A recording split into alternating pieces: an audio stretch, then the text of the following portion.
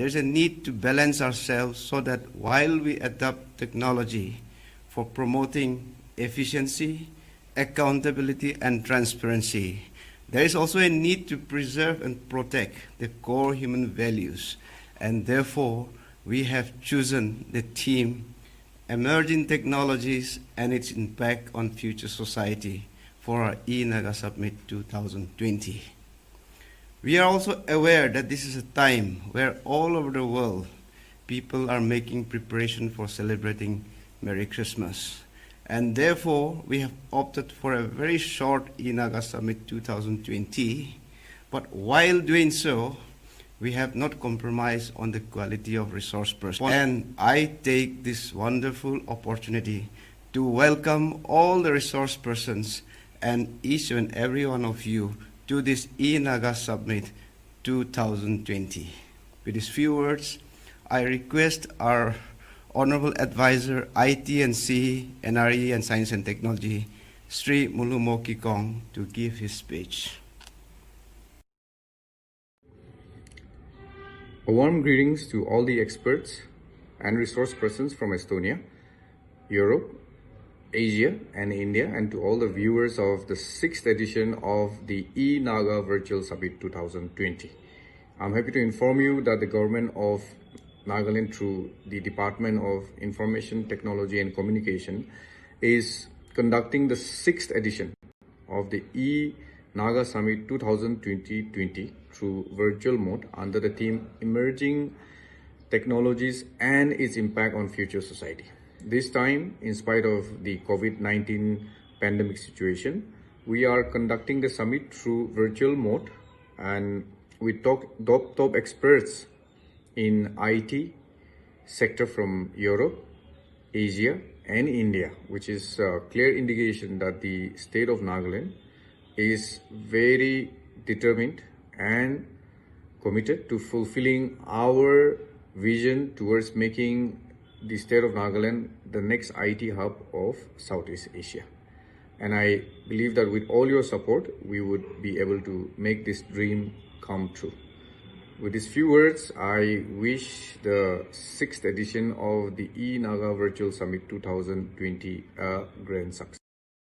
We have another resource person, Nigel Anthony Eastwood from Britain.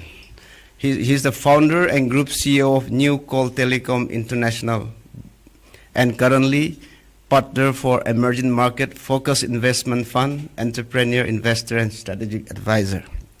He also had a management team that manages or advises investors' commitments from a diversified clients base of institutional and private investors. Way back in the year 2016, we had jointly organized a marathon race in Nagaland under the theme Run, Race, Respond. And people still keep saying, when is the world-class British entrepreneur going to come again? And today, he is here again with us. Hi there, everyone. My name is Nigel Eastwood. I'm an emerging markets investor based in New Delhi. I'm British. I've been living and operating in India for about 17 years. And first of all, thank you very much for inviting me to be part of the e-Naga Summit 2020. I'm going to talk to you today about the use of artificial intelligence and the opportunities for artificial intelligence in emerging markets. But let me first of all introduce myself properly.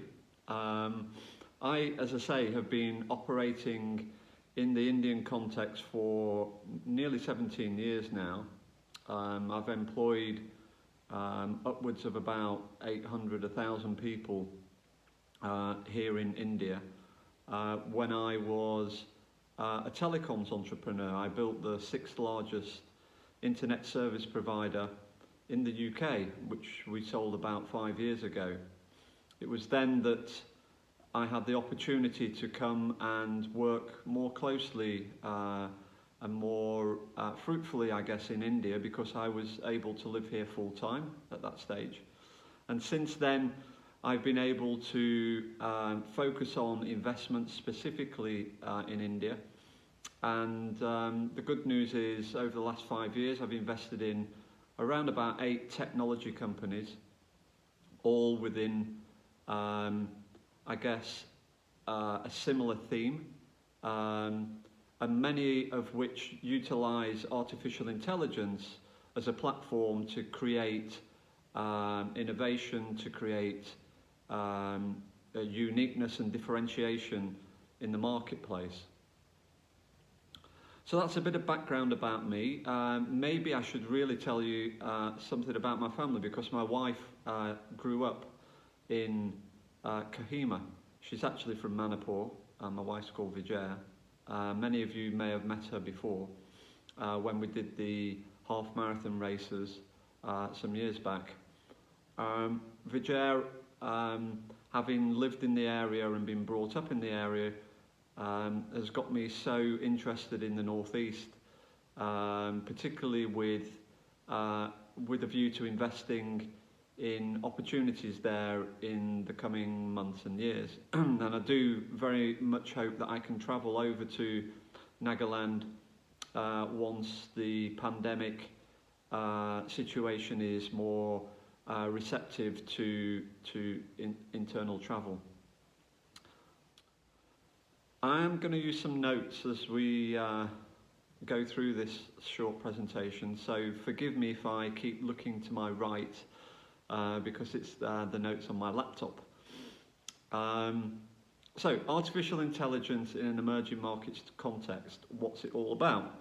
Well, for those that don't really know about artificial intelligence, it's utilised right across the digital infrastructure now in all sorts of different areas, but artificial intelligence has an enormous potential to augment human intelligence, so that's building on the inherent intelligence that we as humans already have, enabling us to access products and services that are really interactive with our thinking, and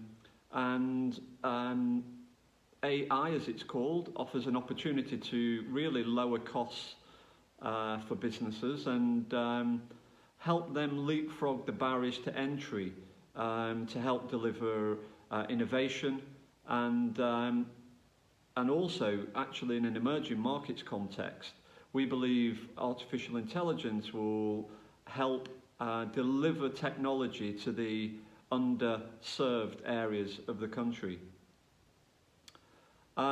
Artificial intelligence as a platform, we believe, has significant economic importance for every nation, but particularly for India.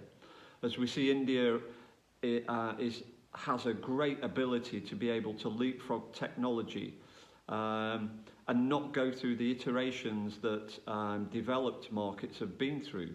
So artificial intelligence will, in my assumption, moving forwards, help India really leapfrog into new technologies and enable them to really harness the power of innovation through AI. I guess the current context within India and other emerging markets is that the use of AI is, I would guess, rather basic at the moment.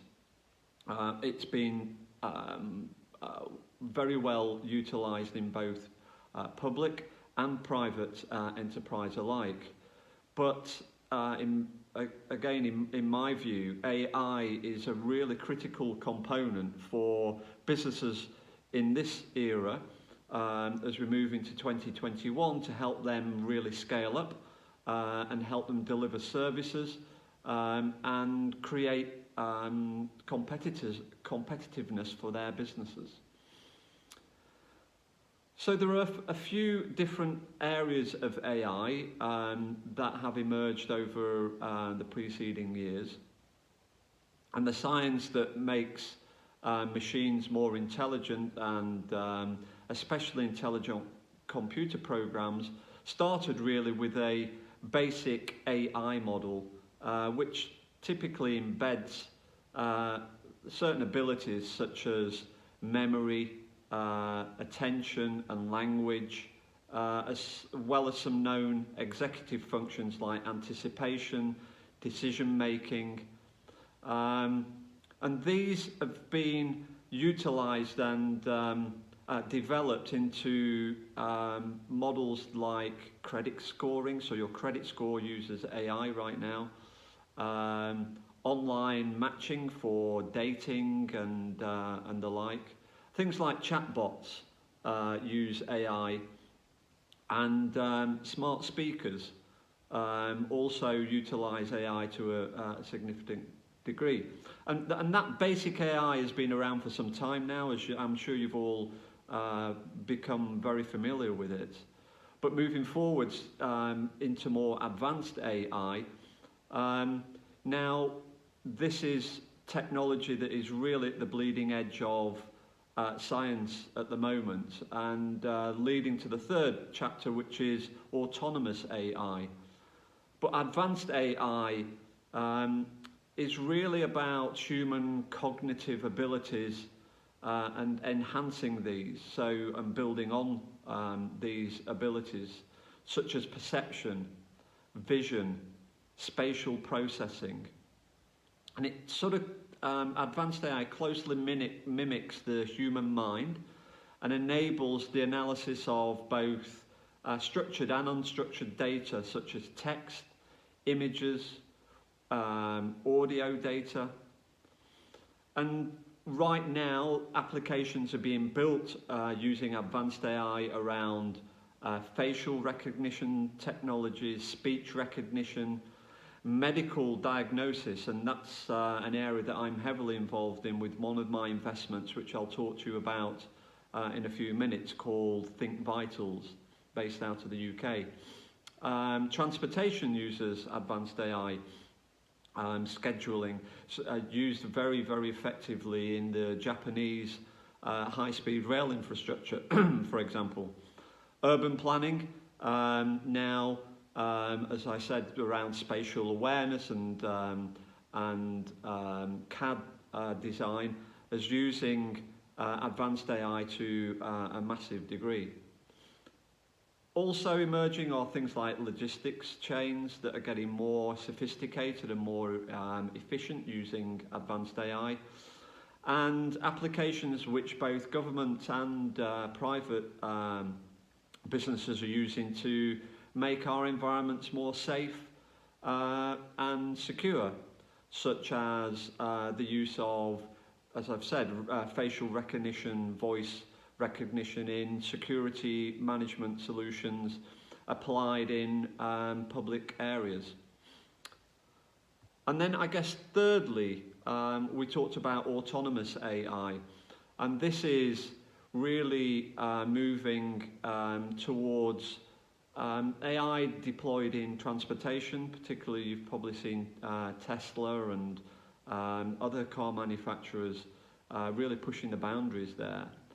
Our local taxi hailing business, Ola, has invested in autonomous AI as well for their autonomous vehicle infrastructure moving forwards. I guess because it's so new, autonomous AI is still far from being widespread. It has its limitations because it's not so advanced right now, but it really drills into things like complex decision making. As you can imagine, trying to drive a car autonomously, there's huge algorithms and computer decision making that needs to be made to help learn and understand the environment more and more. So autonomous AI, we will see advancing very, very quickly in coming years. So I guess what I would like to do really is start to look at a couple of investments that I've made that utilise AI. But before I do so, let me just give you a few notes around the popularity of AI. In 2018, I guess AI was, and that's only 2 years ago, was just really starting to get traction. very much. And from 2018 till now, the infusion of AI into general businesses has increased by at least 23%. We believe that the demand for AI applications will just continue to grow, and of course in coming years autonomous AI will become a de facto part of our lives for transportation, for example, and for healthcare, for banking, for driving new areas of innovation around all sorts of new business models that are emerging in a digital world. Some real world examples are two of my investments that use AI as a protocol. And I invested some years ago in a company called Resolver in London.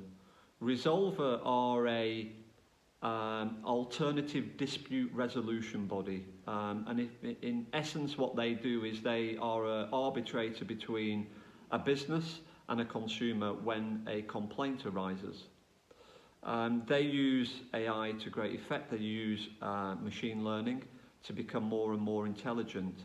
So what happens is the algorithms that Resolver use allow them to assess the outcomes over many millions of complaints and understand and predict what a reasonable outcome for a complaint should be and has been over the years. So this helps a business with that may generate many thousands of complaints a year become far more accurate in pinpointing the problem and resolving the problem a lot more quickly. AI is also used to look for areas like vulnerability. So for instance, if someone is elderly or maybe a female that could be vulnerable, and this is involved in part of the complaint, machine learning and AI picks those keywords up and prioritizes those complaints above many others.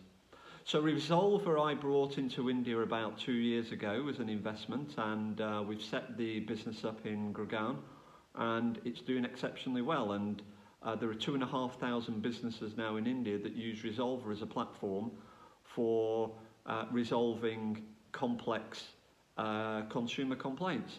In the UK, it is by far the most efficient and leading consumer complaints platform. Healthcare is another area which I've talked to you about earlier that uses AI as a platform more and more. I'm very pleased that I've invested in a business called ThinkShield, whose software is called Think Vitals. That's based again in London, and very recently we have brought that business into India also. We've set the company up in New Delhi, and this is a clinical vital signs business that uses AI to accurately measure and predict the vulnerability as far as critical illness and the propensity for critical illness of individuals who are in a hospital. And we have built this in conjunction with Chelsea and Westminster hospitals in London. It's a very, very complex platform. It's been built over the last 10 years.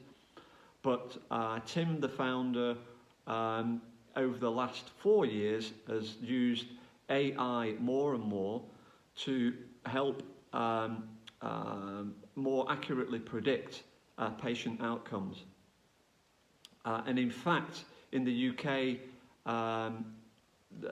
we assess or we understand that Think Vitals as a platform has saved many, many thousands of lives and also many millions of pounds for the NHS in the hospitals that we have deployed this technology into.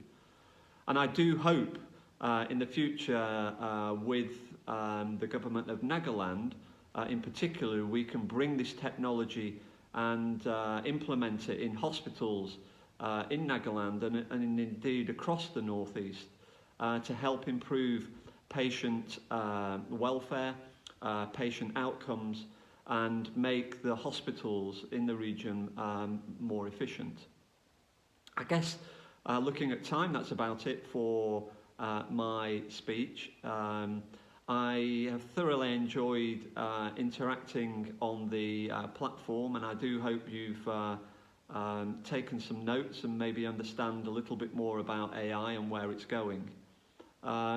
It's part of our lives.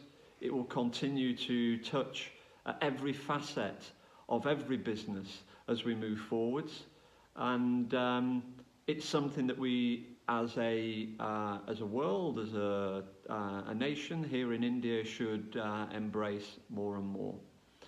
Well, that's all from my side, and I can just close by saying I wish you all a very, very happy Christmas and a very peaceful and, let's hope, really prosperous New Year as the pandemic moves behind us and we move into a new era.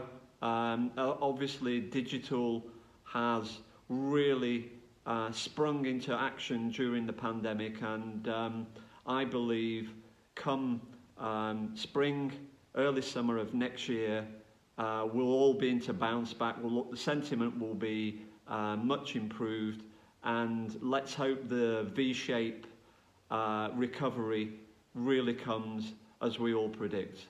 Okay, wish you all success and peace over the Christmas period.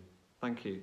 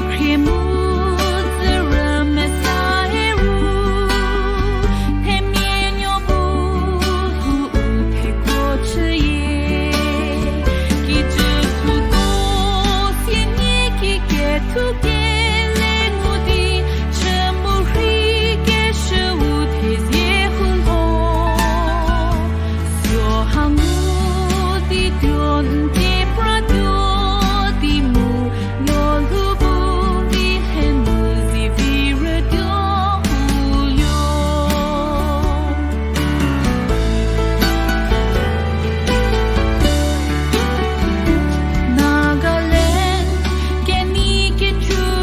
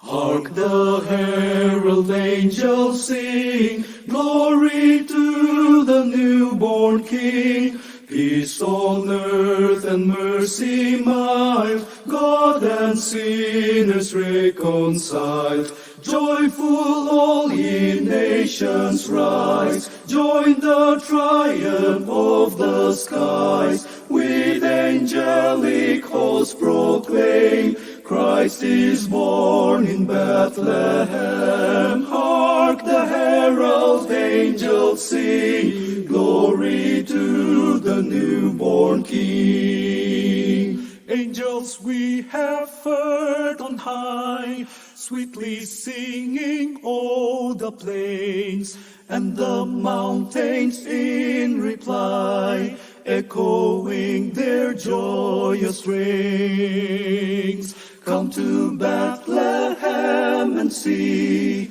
Him whose birth the angels sing. Come adore on bended knee Christ the Lord, the newborn King. Gloria,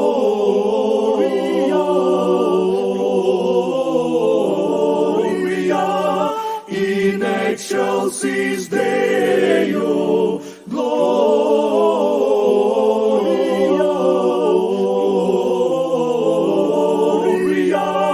in excelsis Deo. Gloria,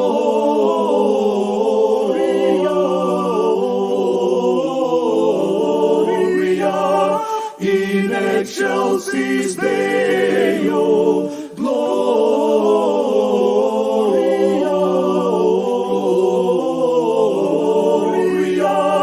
in excelsis Deo.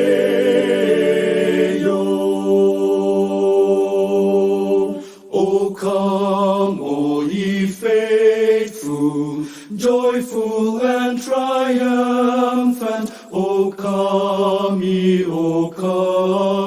to Bethlehem. Come and behold Him, born the King of angels. O come, let us adore Him. O come, let us adore Him. O come, let us adore Him, Christ the Lord. O come, let us adore Him. O come, let us adore Him. O come, let us adore Him, Christ